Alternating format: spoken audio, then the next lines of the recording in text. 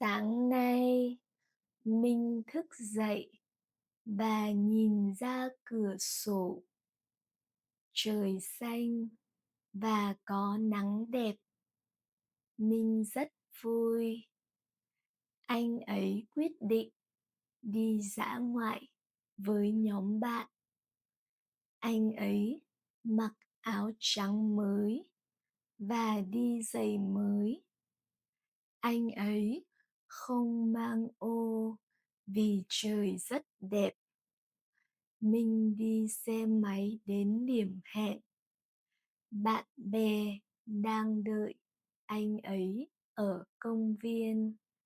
Họ mang theo bánh mì, nước ngọt và trái cây.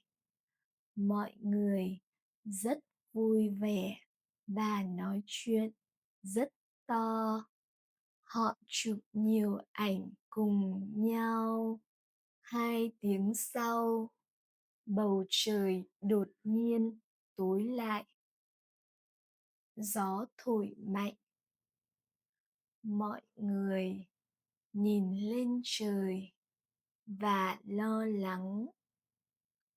Một người bạn nói, trời sắp mưa rồi.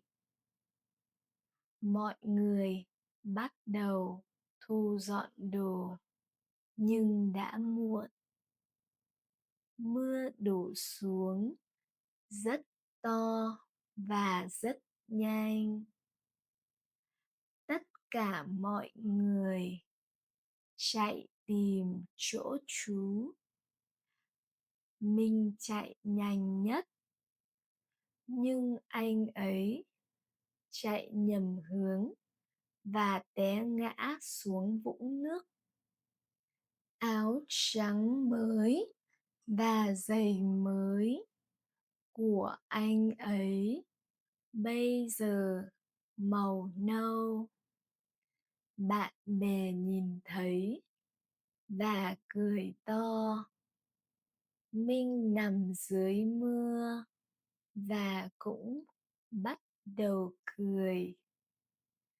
Anh ấy đứng dậy và hét to. Thôi, tắm mưa luôn đi. Tất cả mọi người chạy ra ngoài và nhảy trong mưa cùng nhau. Họ ướt hết, nhưng ai cũng cười.